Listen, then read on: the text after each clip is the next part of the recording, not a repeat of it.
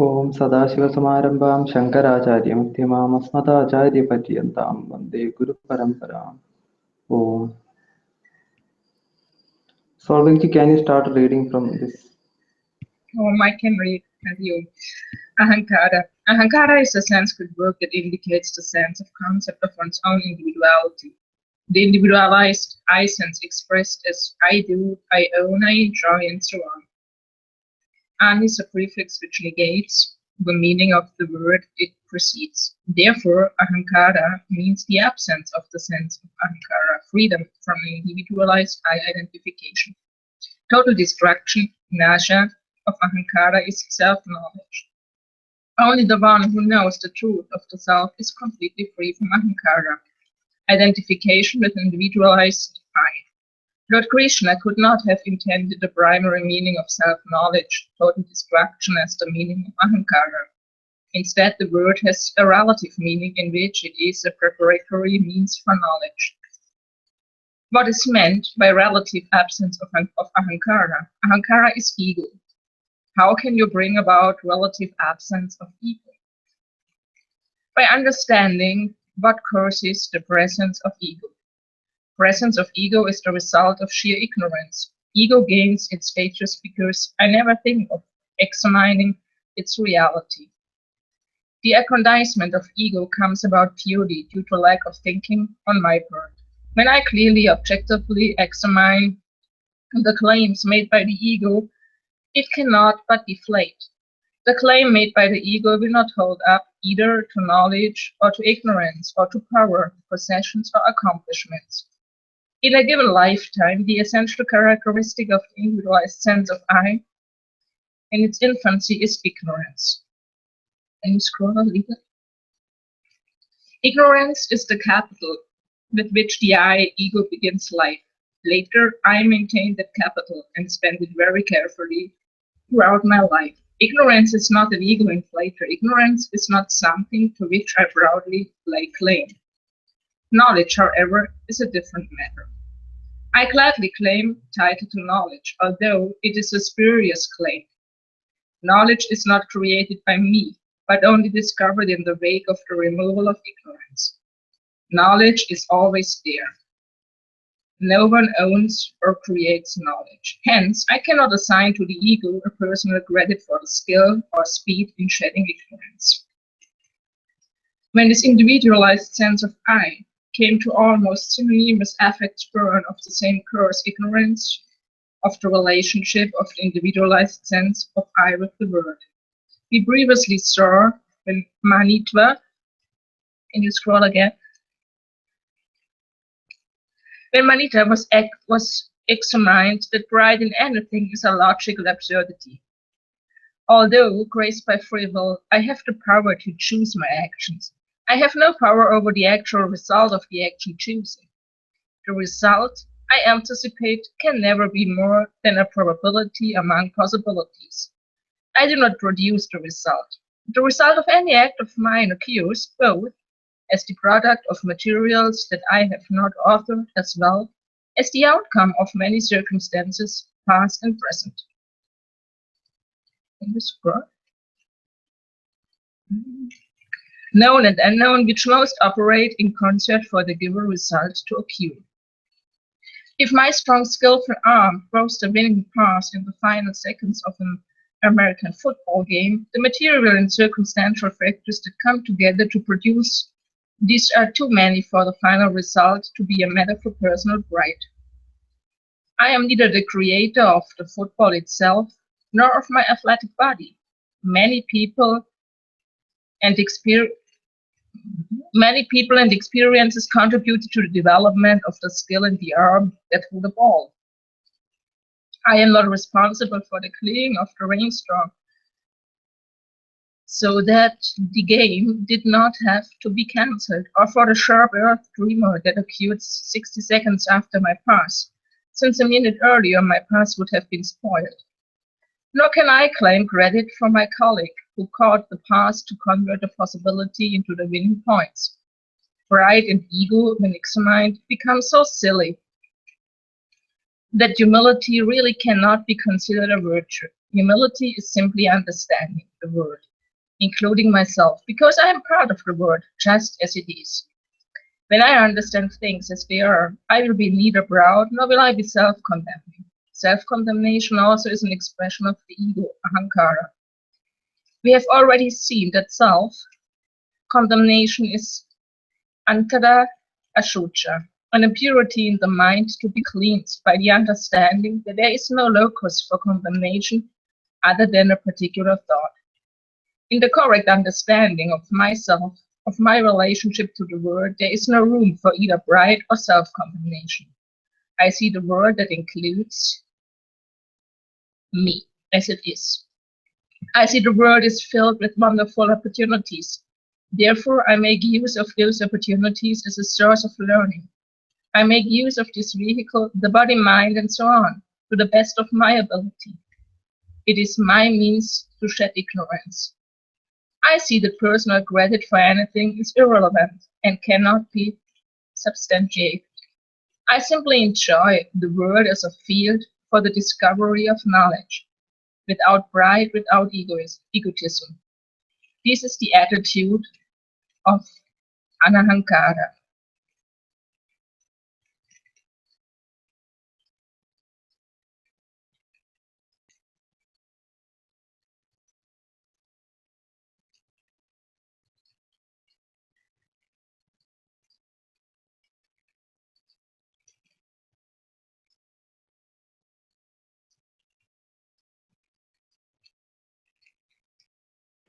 Here the way to shed this ahankara is to understand that everything is given, and that everything in this world is manifesting, Ishvara manifested himself.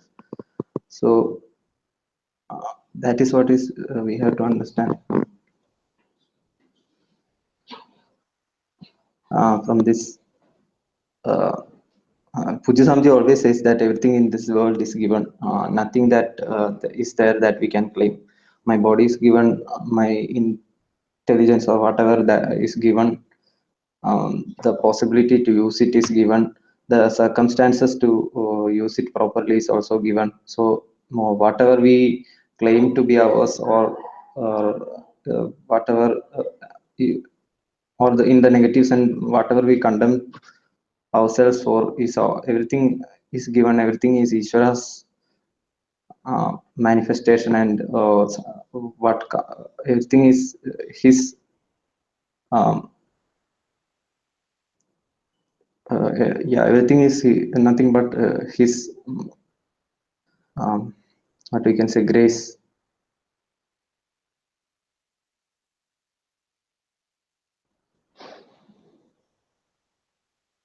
Yeah, correctly put, Solveig. So Prasunna ji, can you read the next session? If there is any doubt or something, please ask, otherwise we can continue with the next session. Yeah. जन्म मृत्यु जरा व्याधि दुःख दोषानुदर्शनम. This long word janma mrityu jara vyadhi dukkha dosha anudarshanam is a Sanskrit compound noun that stands for a certain rigorously objective attitude towards life. Anu, the penultimate word of the compound, means repetitively or again and again. Anu is prefixed to darshanam, a beautiful word that means seeing. Seeing, as in English, also indicates knowing. When I see, I know. I see the solution means I know the solution. What is the anudarshanam, the repeated seeing that Lord Krishna is talking about? It is seeing the limitations, dosha, in life itself from birth to death. Life begins with birth, janma. Along with janma comes death, mrityu, the inseparable mirror twin of birth. There is no birth that doesn't bring death along with it. Everything that begins ends. What is born has to die. The old man death always comes along with the birth. While you are busy doing things, he is there patiently waiting. All right, let him be busy, he says, but when he thinks you have played enough, he comes. Janma and Mrityu are but the opposite sides of a single coin. In between Janma and Mrityu, there are other doshas to see. These are old age, Jara, disease, Vyadhi, and so on. You may still be very young or perhaps strong and vigorous in your middle years, but one thing you can count upon: if Mrityu sufficiently spares you, Jara will creep in. The longer you elude Mrityu, the more certainly a time will come when your hearing will grow dull, your vision will grow dim, your step will be unsteady, you may be uncomfortable while sitting, you may be uncomfortable while lying down. You will have problems: hearing problem, eating problem, digesting problem, thinking problem, remembering problem, sitting, standing, walking problem. What is this? It is old age, Jara, which is lurking around the corner. Well and good, you may say. So death and old age are limitations, doshas, that come with birth, Janma. I will try to remember them once in a while, but both are a long time away for me. I am young and healthy. There is a lot of life to enjoy before old age and death draw close to me. Young you may be, but youth is no escape from the limitations of life. Two others, disease, vyadhi and pain, dukkha, will introduce themselves to you in infancy, perhaps even before birth. Disease is something that goes with you all the time. Even before birth, it is there. Sometimes it shows up, sometimes it doesn't, but it is always there, a shadow in your life. All may be bright and beautiful today. 3 days from now, you may be too sick to eat, too weak to move. You may be a champion athlete now, only to be a chronic invalid with a lingering illness by this time next year. Disease can come any time, any place. It is not limited to a particular time or age.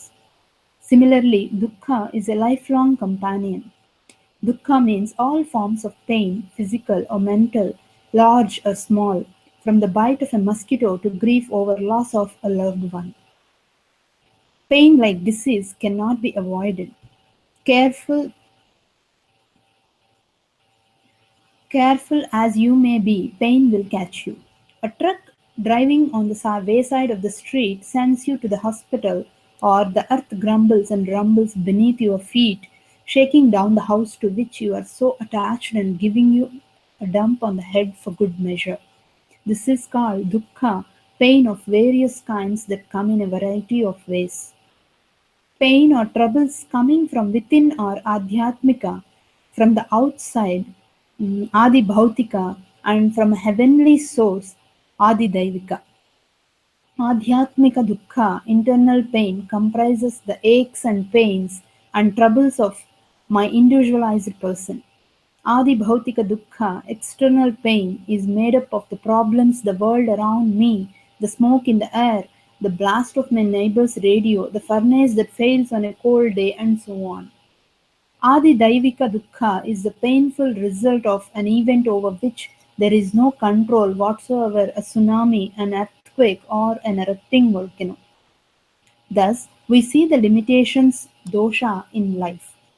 With birth, certain limitations come, such as death, old age, disease, and pain of all kinds. You cannot escape them. Therefore, bear in mind the nature of life. It is uncertain, painful, and swiftly moving towards old age and death. Keep your mind on your purpose in life. Don't fritter it away. Remember, time, Kala, is the devourer of the world. Kalo Jagad Bhakshakaha. Kalo Jagad Bhakshakaha. Thus the value Janma Mrityu Jara Vyadhi Dukkha Dosha Anudarshanam that Lord Krishna teaches Arjuna is an important value. It is not negative but simply factual. Its purpose is to direct your attention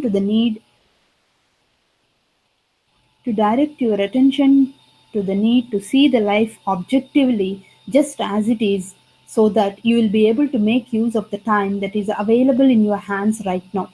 Available time is precious time. Make use of it consciously. Consciously use your time for your activities and pursuits. Work, play, sleep. Just eating, relaxing, walking. One day you will find time has passed over you and suddenly you are old. If you make use of time consciously, you are a master, Swami of time.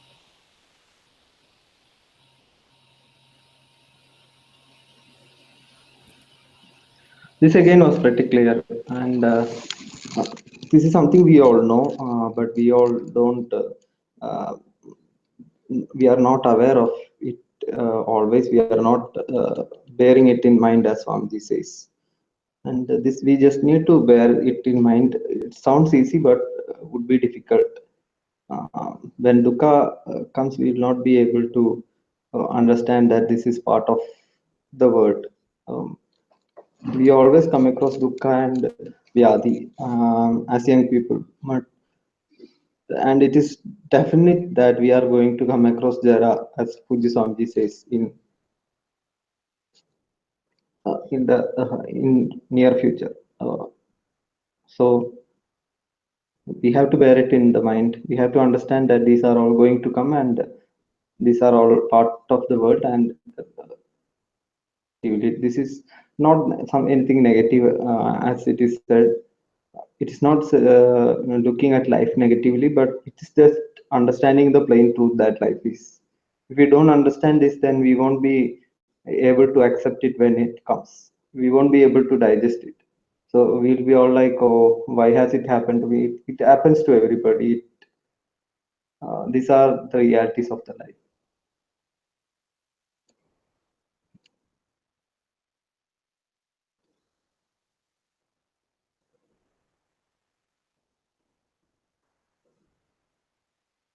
Yeah, the text is so beautiful. Can we move on now? Or is there something to discuss? Or any comments, please do.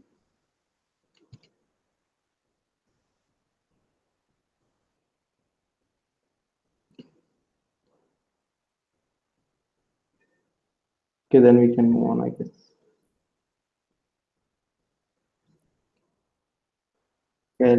I'll read this one. Ashaktihi.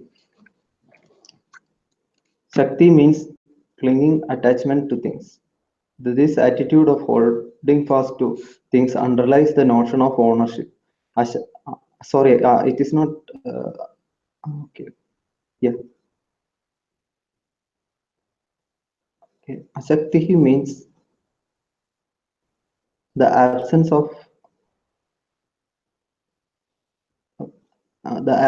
attitude of ownership. Absence of attitude, the attitude that anything peculiarly belongs to me. Ownership is notional, possession is factual. Asakti is reduction of all false relationships involving the claim of ownership to factual relationship. Analysis shows that no claim to ownership can survive close scrutiny. Nothing is really mine. I cannot claim exclusive permanent title to anything, to land, knowledge, to people, to things, or even to my own body mind unit. When I analyze anything that I think I own, I find that there is nothing to own. There is only something to possess. Take the house where I live. That possess that I possess this house is a fact. Physically, I am present there in person, and I make use of the property. But whether or not I am the owner of the house depends on not upon the physical fact of my presence, but upon the consensus of notions about my relationship to the particular property. To see how notional ownership is, let us consider a situation. A friend of yours who owns a nice house with a large compound decides to go to the United States for better career opportunities. He asks you to house it for him while he is gone. You will live in the house and protect it from vandals. He will not charge you rent, but you are expected to maintain and pay the insurance and taxes while you live there. Since this is a very good deal for such a fine house, you quickly accept it.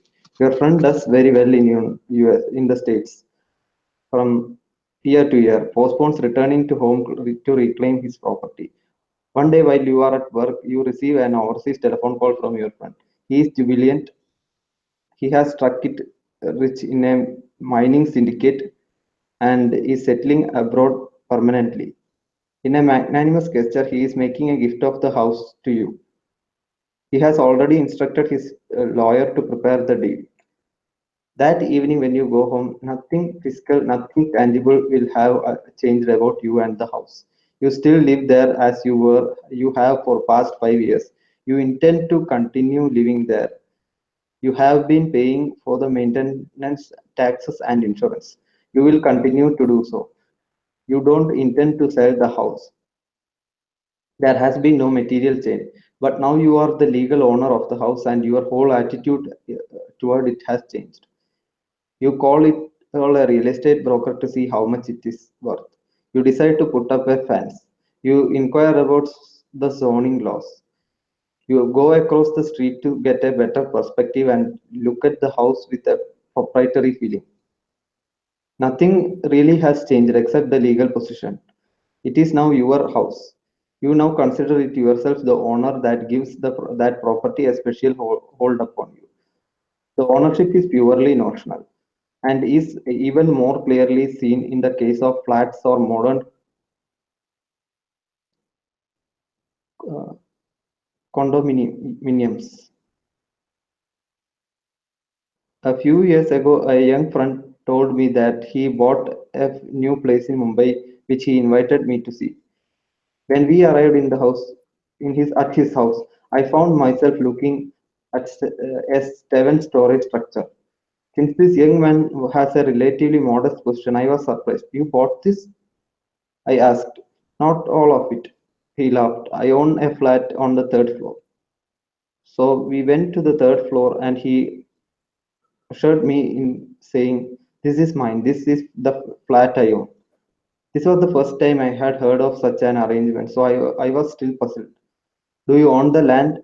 I asked. No, he said, and explained that a cooperative management society owned the land.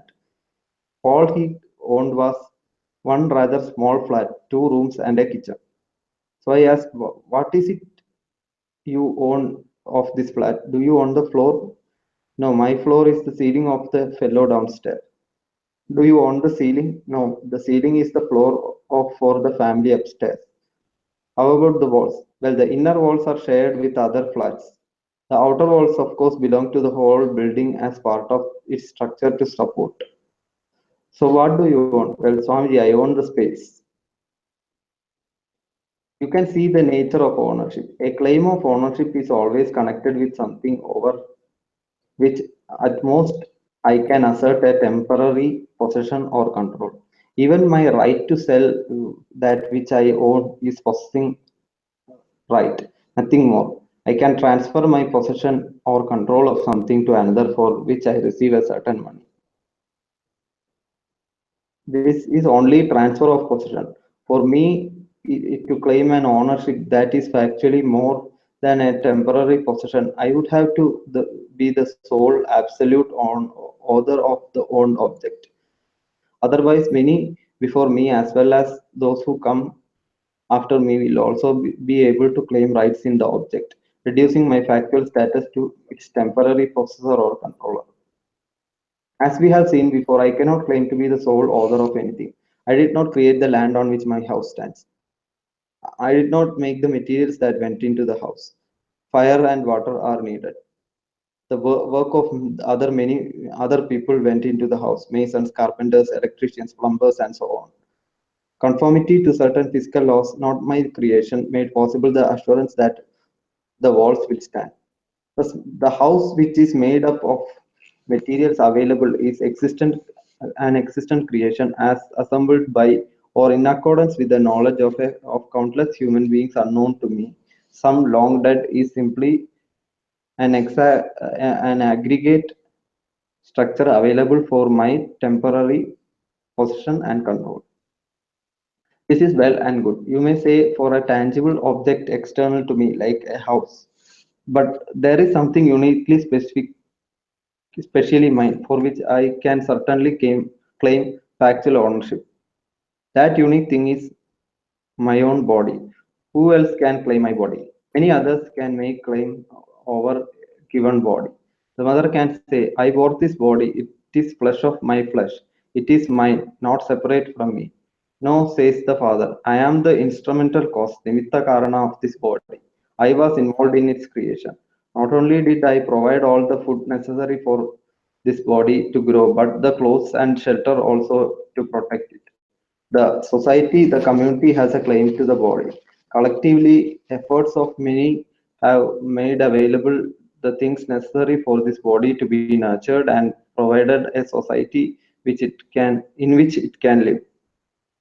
A spouse can say, this body belongs to me, a partner in marriage. We are two halves of a single marriage unit. I too have a claim. A child born to the marriage also will assert claim. This body has a duty to me to stay alive and perform work, so I will be cared for while my body grows up. It is endless. The people, the creatures, the materials and substances that claim rights to this body, the family, the employer, the state, water, space, fire, air, goats, cows, sheep, grains, grass, fruits, vegetables, earth, and sun, not to mention worms, mosquitoes, bugs, and bacteria. The vulture says, someday soon the body is going to be my dinner. Oh no, says the virus. For generations it has been my home. Thus, even for my body, I am only a managing trustee, nothing more than that. I am the indweller of this body. It is my possession. As a possessor, I can say my body, but only in terms of possession, definitely not in terms of ownership. Even the laws of the state recognize that bodies are entrusted. State laws prohibit suicide, reflecting the recognition that a body is a thing entrusted to the possession of a person, but which the person has no right to kill. He has the right to maintain it, but not to destroy it. A possessive right only to make use of it. An attitude of possession rather than an attitude of ownership toward anything is a relief, whether it is towards house, money, or one's own body. An attitude of possession puts the relationship with the thing claimed in factual perspective that promotes dispassion and objectivity. The relationship is seen for what it is, non-exclusive, impermanent, but at the same time a presently existing entrustment of possession to be enjoyed and properly maintained. This is the right attitude towards mine, towards wealth I may have, towards the people around me, to all of them I relate with asakti, without a clinging attachment, without an attitude of ownership. I recognize the ownership as purely notional that possess alone is a that possession alone is a fact. I reduce all my false notional ownership relationships to factual relationships. Asakti, non-attachment, in the sense of seeing relationship to things objectively, seeing my relationship to things objectively is another example of dispassion, vairagya. Previously, in Indriyartheshu Vairagyam, we saw dispassion towards sense objects being highlighted.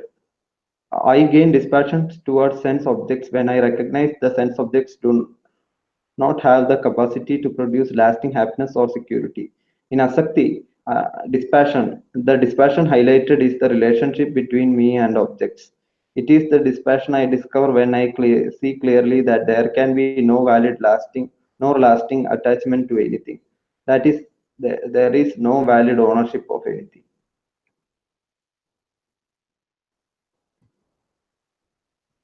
Again, very important value. Any thoughts or comments, please do.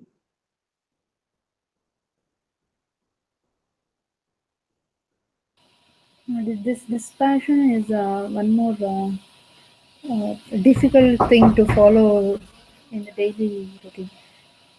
Unknowingly, we will fall into attachment with everything. Yes, yes. Yeah, it is It is better to keep reminding ourselves frequently every now and then. In that aspect, I like Savitri. Whenever she talks, she mentions this body. So that Yeah, really gives an isolation of self from the body. That reminds about it. yeah, yeah. Yeah, we have to remember that we don't own this. Whether we say it or not, we have to remember this all the time, and that we don't know. But as Sunaji said, we always forget it, and we fall into the trap of and start claiming ownership. And when we claim ownership, then there is attachment, and when there is attachment, when we lose it or when we something happens to it, then that brings anger, and that brings first it brings the sadness for the what to call, I forgot the exact Gita verse, but in Gita it says that uh, this attachment brings this Vitaraga loss Bhaya. of no, no, not that one, another one was there. Anyway, whatever, the point is that uh, we it brings sadness, it brings sadness, and that sadness then translates into anger to whatever we consider caused this loss or uh, loss, and then it goes on. So it is best to understand that we only temporarily possess all these, whether it is the body or the objects we claim to own.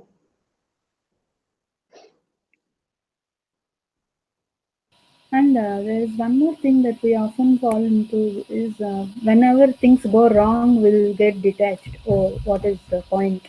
Like that. But when things are all positive, again we go back attached. Yeah, we So have to constantly limiting. remind it, and as long as there is no self knowledge, this thing is relative. So we have to constantly be what to say. We have to constantly remind us or continue pursuing these values. Otherwise, Uh, as long as there is no self knowledge, there won't be any permanent or uh, as Swamiji says, self knowledge alone provides the absolute value. We have to find the relative. remaining the same in both Dvesha, I mean, Raga and Dvesha is Sthita Pragnata is what Gita says, is it? Yeah. Huh? What? I didn't get you. Sthita Pragnata. Yes. Sthita No. What did Pragnata. you say? Yeah. But Remaining, before that. remaining the same with the same Yes. attitude between both Raga and Dvesha. No, I don't think Raga and Dvesha, but No. With whatever positive or positive negative or happens. negative situations is Not the what we exact can. words, but yeah, I think something like that. Yeah. Yeah. Okay. I think it is Solveig can start next from this here. Yeah. Anabhivasanga putra dhara grihadishu. Okay, now you Addition. read from here. Yeah. Anabhishvanga is the kind of intense attachment or affection you feel for what is particularly beloved, such as a son, putra, wife, dara, a house, graha, and so on. Adi, all other similar people and things dear to you. Abhishvanga can be defined as atisneha. Sneha has literal meaning of whiskers and the figurative meaning of affection. Ati means excessive. So Abhishvanga is atisneha, an excessive affection. The particle an added makes the word negative. So here Anabhishvanga means the absence of excessive attachment for those people or things that are generally considered very dear. Putra, Dara, Grahati. Essentially, Anabhishvanga here, in the sense of a value, means dispassionate caring. Lord Krishna is not counseling abandonment of care or affection for family, but is calling for objectivity in that caring. In the discussion of the attitude of Ashakti, absence of the notion of ownership, we saw that we cannot have a special total claim on any person or thing. In the understanding born of Ashakti, freedom from ownership, we will have anabhishvanga, lack of excessive attachment toward family. However, it does not mean lack of care. It means care and affection with dispassion. Shall I continue?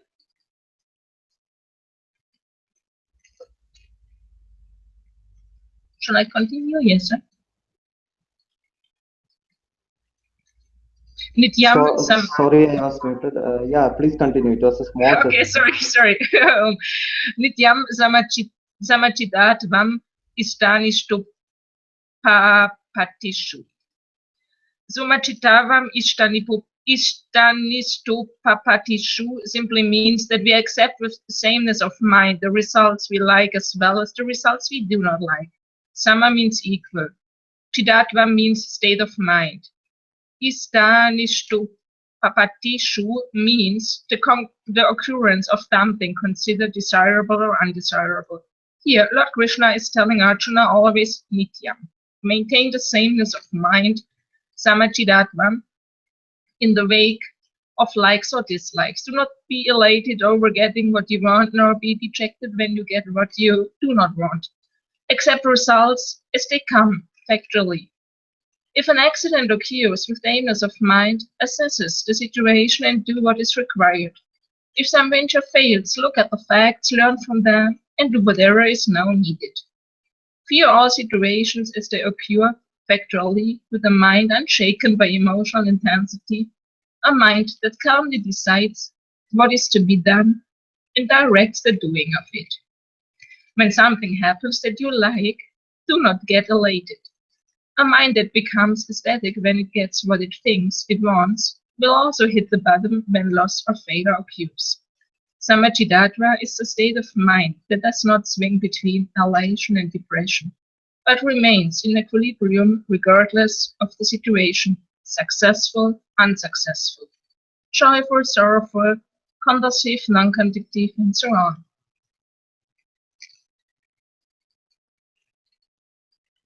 When I face every situation with a mind that neither gets elated nor depressed, I will be objective. The attitude of Samachidatva is another example of reducing subjective response to factual acceptance. More often than not, we resist accepting facts. When we refuse to accept facts, facts become problems. When we hear unpleasant or sad news, our first response usually is outright rejection of the facts, or to delay acceptance. The following response, attributed to a great Stoic philosopher upon hearing tragic news, illustrates reduction of facts to facts. The philosopher, who was waiting for the news of the safe arrival of a large sailing ship, carrying his wife and children and all his wealth, answered a knock on his door and found a breathless messenger who announced, "Sir, the ship carrying your family and wealth has sunk." "What?" "Yeah, the ship has sunk." So what?" "Sir, you have lost all your wealth." "What?" "Your fortune is gone." "So what?" "Sir, nothing was salvaged. You are penniless." "But you are a pauper." "So what?" "Sir, no one survived. You have lost your wife and children." "What?" "You are childless widower." "So what?" When the philosopher each time said, "What?" it was neither because he had not heard the words nor because he failed to understand the sentence. He had heard and he had understood, but he said, "What?" because at first he refused to accept it. Since it was not acceptable, he said, "What?" Not to the messenger really, but to himself. It was his initial refusal to accept the particular fact that each time made him first say, "What?" But being a philosopher, he did not hang on to non-acceptance. The ship is sunk. So what? There's nothing I can do about it. I am a pauper. Well, so what? I am penniless. I made money and lost it. Now I work to make it again. My wife and children are gone. Grief and despair won't bring them back. They are gone. That is a sad fact. I assimilate the facts and do what is required of me under the circumstances. They are pleasant facts and unpleasant facts. They are comfortable facts and uncomfortable facts, and all the time the facts keep changing. Now pleasant, now not so pleasant, now comfortable, now uncomfortable. The weather is too hot, the weather is just right, the weather is too cold. I feel on top of the world. I have come down with the flu. Each day brings facts of all kinds. My job is to greet all facts with sameness of mind. I accept and enjoy the comfortable facts for what they are, the facts at the moment. Similarly, I accept without reaction the uncomfortable facts for what they are. I simply do whatever the situation calls for. If I can make an uncomfortable fact more comfortable, I do so. If I cannot, I accept and do whatever is required. The factual response is the approach to situations of a truly practical person. One is most practical when one sees situations objectively. This is real, human strength. Human strength is not to found in powerful miracles, but in the quiet mind of the one who faces situations as they are. Such a one is a strong person. Human weakness is the inability to accept situations to face facts. Human strength is the strength of reducing situations to simple facts. When I strip away all my subjective projections from the facts of each situation, I will have sameness of mind in every situation. It is not a fact, but my like or dislike projecting onto the fact that causes my mind to react. As I reduce situations to facts without projecting my emotional reactions upon them, my mind assumes a poise that makes it easier to appreciate the vision of Vedanta. A relatively poised mind, one not muddled by projections upon it and external situation, is necessary to appreciate the teaching of Vedanta that deals with the nature of facts. Vedanta reveals the reality of the facts of the objective world to be apparent mithya. However, for the mind to be ready to see the apparentness of the world, to be ready to discover that it is seeking non-objectively, non-negatibly reality, I have to reduce my projections with reference to the objective reality.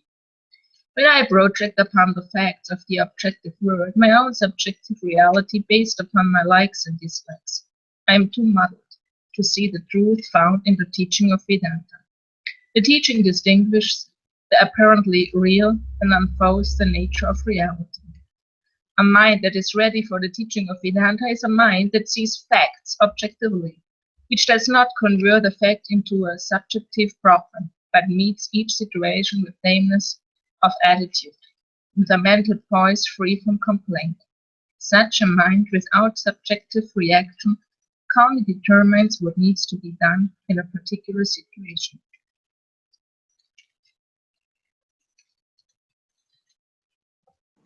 Yeah, this would be, I think, one of the most difficult values to follow. But I think it's one of the most necessary values to follow. Yes, and I don't know, it brings to my mind, like, I don't know, like I have come across very often, like especially in the environment I'm currently living in, like people proclaim, and well, it's not of my business, but somehow they proclaim to be that spiritual, and like they're all the yogic people and whatever. But then if it comes to, let's say, like an ashram life or whatever, they are all like, okay, if people live in an ashram and if people become Swamichis or whatever, they're taking sannyas, then they are not taking responsibility for their life and they're not practical anymore. And it's just the opposite thing. And no one here really gets it, but I think it's just the opposite. Yeah.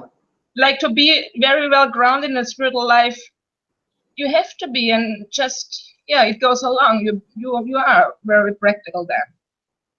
Otherwise, it's not going to work. Yes. Yeah, that's true.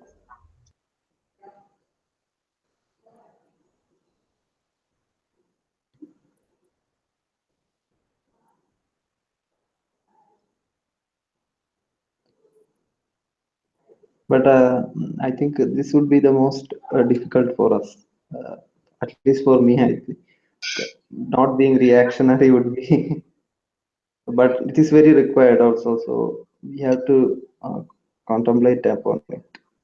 Yes, but I think if we are aware of how difficult it is for us, Then then I it's couldn't not hear you. mastered. Solanki, please repeat. I couldn't hear you. No, I was a little joking. I think like if we are aware of what is difficult for us, then we are halfway through it. Oh, Because we are aware of what is the difficulty for us. yeah, So it's yeah, yeah. it's a That's good thing. important too, right? Yes, yes, yeah.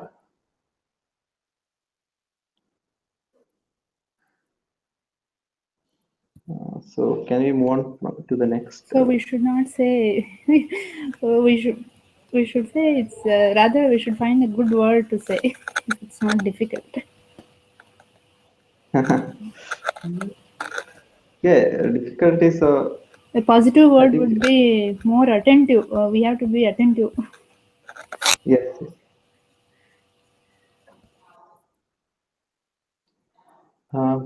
Personaji, can you start the next part? Yeah. This is Maya Ananya Yogena Bhakti. Mai ananya yogena bhaktihi avyabhicharini. This entire line, Mai Ananya Yogena Bhaktihi Avyabhicharini, expresses the value of steadfast devotion to the Lord, devotion characterized by non-separateness from Him. Lord Krishna, identifying Himself as the Lord, describes the value unswerving Avyabhicharini, devotion, Bhaktihi, by not combining with any other Ananya Yogena in me, Mai. It refers to a steady, unswerving devotion due to the recognition of my non-separateness from the Lord. Non-separateness from the Lord can be seen in two ways. Either non-separateness, Ananya Yoga, means that the Lord is not separate from me. This is a view that comes when I know the truth of the Lord, of myself, and the creation. From this knowledge, I can see that the Lord is never away from me. He is I. I am never away from the Lord. I am indeed non-separate from Him. Or we can also say that the non-separateness is in terms of seeing the Lord as my refuge. For me, there is no refuge other than Parameshwara. Parameshwarad anyaha mama sharanyam nasti. The Lord is everything. He is my security. He is the source of my inspiration. By His laws come the results of my acts. He is the giver of the fruits of all actions, karma phaladata. Devotion based on the second way of looking at the Lord is very helpful in preparing my mind for self knowledge in which I can see my total non separateness from Him. It is through devotion to the Lord as the one It is through devotion to the Lord as the one who gives the result of action that I can maintain that poise of mind called samachittatva described in the last value. There it was said that samachittatva, sameness of the mind in the face of desirable or undesirable results, is made possible by reducing all situations to facts. Easy to say, but how do I bring about a factual attitude toward all that comes my way? This factual attitude, samachittatva, will come when I view all results as coming to me directly from the hands of the Lord. Being human, my behavior is not tightly pre-programmed by my instincts. I have been given the freedom of choice over actions, but the results of my actions are not something that I can choose. The results come from the Lord. I can choose to act, but once I have acted, I have no further choice. I cannot prevent the result from occurring. Once the act is done, and that result may or may not be the result I expected or wanted. The result of any action is always appropriate to the action, that is, the result is in accordance with the laws of the Lord, but I do not know all of those laws. Many laws shape the result: known laws, unknown laws, visible laws, invisible laws, while I have no knowledge or control over all the factors involved in producing a result. The actual result is always taken care of by the interplay of all the appropriate natural laws of the creation. Therefore, all results really come from the Creator, the Lord. When I view the results from my own actions or from the actions of others as coming from the Lord, I can have sameness of mind towards the results. Whatever happen, whatever happens, I will see it as a blessing prasada given to me from the Lord's hand. Prasada distributed from the altar is always acceptable, whatever it may be, it because it comes from the Lord. I accept the Lord as the giver of the fruits of all the actions. He never fails, nor do his laws ever fail. Therefore, towards the operation of his laws, I have an attitude of prasada. This graceful acceptance of whatever comes to me from the Lord is called prasada buddhi. There is no regret, there is no failure, there is no elation, there is no depression. The attitude is simply graceful acceptance. The graceful acceptance of all results brings sameness of the mind, nityam samachittatvam, in the face of the desirable or the undesirable. Thus, nityam samachittatvam is the result of the more basic attitude of prasada buddhi, which itself is grounded in a steadfast devotion to the Lord, seeing the Lord as the giver of the results of all actions. The Lord says, if there is unswerving devotion to me, Mai ananyogena avyabhicharini bhaktihi, seeing nothing other than me as the giver of the results, naturally there will be the sameness of mind, nityam samachittatvam, ishtani, ishtanishtopatishu, for favorable and unfavorable results. This kind of devotion frees one from any kind of reaction. One simply sees things just as they are, as simple facts. Facts become problems only because I refuse to accept them. I refuse to accept facts because I had wanted them to be different. But if and when the facts arrive, when expectation turns into result, I take the result as prasada. There will be no refusal of acceptance. When we accept facts, we can learn from them. Experience is a good teacher for the person with a mind clear of reactions, a mind attentive and available to be taught. However, since there is a reaction to facts, a resistance comes without sanction of will or wisdom. When my attitude toward facts is built upon whether I like them or not, I will always be subject to mindless reactions in which all my wisdom and mental poise vanish. I cannot program the laws of creation to tailor the ever changing situations to the measure of my shifting likes and dislikes. I can only, through devotion to the Creator, gracefully accept situations with an attitude of interest and wonder at the environment provided by His hand for my cheerful discharge of duty, and perhaps in some cases for some learning on my part for wiser action in the future. When I have the attitude of non-separate devotion, ananya yogena bhaktihi, towards the Lord, my standpoint toward myself, toward my actions, and the result that come will be a factual attitude. I will see that as a human being enjoying free will, I can choose to act or not to act, but the results of my actions are not subject to my choice. This understanding will free me to review the results factually and choose further actions rationally. However, when my attitude is one of thinking that I am the cause of the results of my actions and that the acceptability of the results of my actions is determined by what I like and what I dislike, I will have a frame of mind that leads to responding to the world with reaction and not action. A mind in the grip of reaction loses its freedom of will to act. A reaction to a situation is an automatic response not preceded by a thoughtful decision.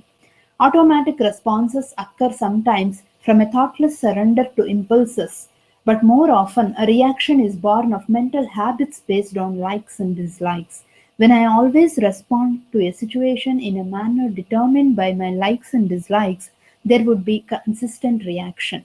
My responses will be mechanical. I will have no control over them. When my actions are really reactions, my mind will be troubled. Experience will not teach me. Conflicts between thought and deed will bother me. Painful emotions will build up. Mood will be my master. A mind graced by devotion, which sees the Lord as the giver of all the results of action, will have few reactions because it knows that human freedom of will is given to choose actions, not their results. These come from the Lord in accordance with His laws. Moreover, because results come from Him, there never is a wrong result or a result that one does not accept. One accepts cheerfully with an even mind what comes from His hand. Such a mind, free from reactions, is quiet and receptive. It can deal with negative emotions and is master over its mood. Objective and serene, a mind such as this is ready to discover the fact of Ananya Yoga, the fact of one's non separateness from the Lord and creation.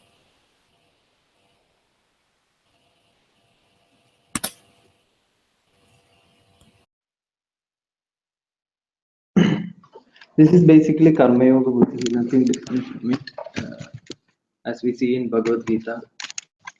I would suggest if this is you can read this book. There is a small book called Intelligent Living by Puji Swami Ji. So you can buy this and read this. It goes on. It is about a collection transcription of 7 talks by Puji Swami Ji. It helps us understand Karma Yoga Buddhi very um, elaborately. It helps to understand this. So this is nothing but Karma Yoga Buddhi. We have seen this in Bhagavad Gita. It is Karmanya Evadhikaraste Ma Phaleshu Kadachana, often misinterpreted verse, but its meaning is that we have choice over doing, over do, whether to do, how to do, and all that. With regard to action, we have choice with respect to the action, but we don't have a choice with respect to the result. The result is from the result we have to result is definitely from Ishvara. It is Ishvara and his laws that decide the result. So when we receive something from Ishvara, we take it with prasad buddhi, whether it is something we like or not. There is one example of when a person who has diabetes, he would probably will not be taking anything with sugar, but when you give something, say Tirupati laddu to him, he will take a piece gracefully and eat it, because that is because it is Ishvara Prasada. So that kind of attitude we have to have towards the results of any action. Every action is a Tirupati Laddu from the Lord. So, and we have to take it gracefully.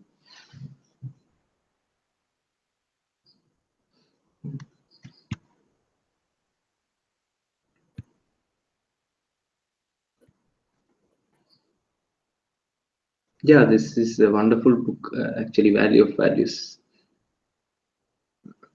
Very important for us who are actually in Grihasthas, not saying Grihastha, I mean, who are not in currently into sannyasa. So we have to manage our lives. So, as Puji Swamiji says, to live intelligently, we need to have this Karma Yoga Buddhi. So the Karma Yoga Buddhi helps us in gaining the earlier value of Samachittattvam as well.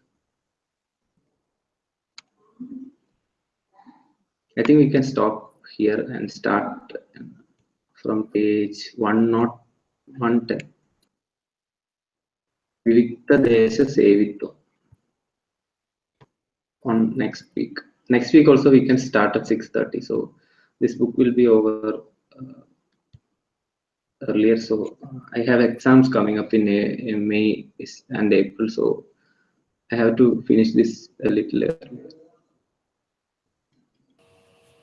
Oh, actually, it was the class at 6:30. I didn't. I was thinking it's 6:45.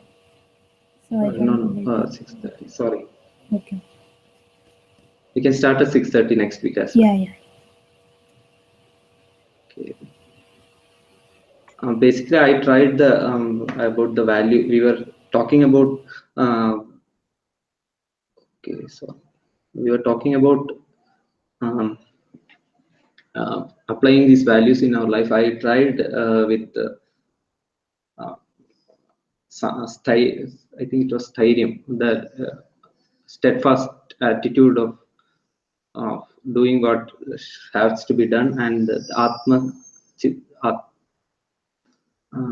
Atma Vinigraha. Yeah, in that I concentrated on Dhamma, submitting the mental actions to our intellect, and then rationally deciding what has to be done and avoiding what should not be done,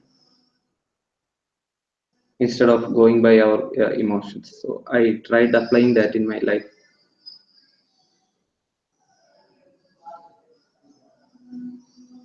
It's nice. So how did you observe? Like, it's difficult, but we have to keep this in mind. I think I only did for 1 week, so I don't know what will happen when time moves. But I think in the last week I was almost successful. I would say, like, one of my major problems was to switch off the alarm and sleep when I get up. These are small things, okay, in life. You might find it silly, but I think it's important. We apply all these values in our life. So I stopped that habit. What I did was I changed the alarm tone to something devotional. So it inspired devotion in me. So it helped me to it helped me to remember all this when I wake up. And so instead of switching off the alarm, I would pause and then force myself to uh, waking up instead of switching off the alarm and sleeping. Then another thing was, when going to class, sometimes I would have two mind. Like, I would be thinking of this class, I'd just bunk and go for a movie or for something else. So so much thoughts will occur when I see especially multiplex theater. I would be like, oh my god, going to see the new movie. Like that, I would be like when I get down from the bus in the city. So I'll be like whether to go for the boring class or for the movie. But I would say, I would bring into my mind the effort my father and mother has put into making the money and sending me to uh, where I study. So all the investment they have made, and my duty to uh, do what is needful. And so, yeah, bringing that to might help me to um, put aside the what you call it. Uh, I don't know what to call it, but put aside that uh, which attracts, or what my mind wants, and to do what has to be done. That is to go to the class. So these are two instances I have, and then I also has going to temple. I have made it very strict, and I'm following it correctly. It's been 2 weeks now. So yeah, these are what I follow. I'm trying to apply it to other aspects of more and more aspects of my life. So that's Yeah, what I. yeah, that's nice actually. Even if we are not completely successful, even then, it helps us reminding at situations that this is what is needs to be done. So that memorizes actually. It helps in memorizing it and responding in appropriate situations. That thought comes up automatically. Actually, I have an interesting experience this week about the very first value, Amanatvam. Yeah, please share. So I was actually started drawing last week. It was one very my favorite hobby, drawing. So I started copying some pictures in the internet. The first picture was very bad, and second picture was little better, and the third picture came out in shape. I cannot say it is very good, but it is came out in shape. The moment I saw that picture, I was like, I felt very proud. Oh, I'm doing very well. And forgot from where all that I did is copied the image, right? Copied the picture and draw with pencil. Yeah. So I actually immediately emailed all of my friends. This is what I did. This is what I did. And then I got reminded of myself what I did so much to spread about, and so that's how the ego factor really destroys us. So instead of that, I should have seen what are the corrections yet to be done and how to improvise. That is more important at that point of time.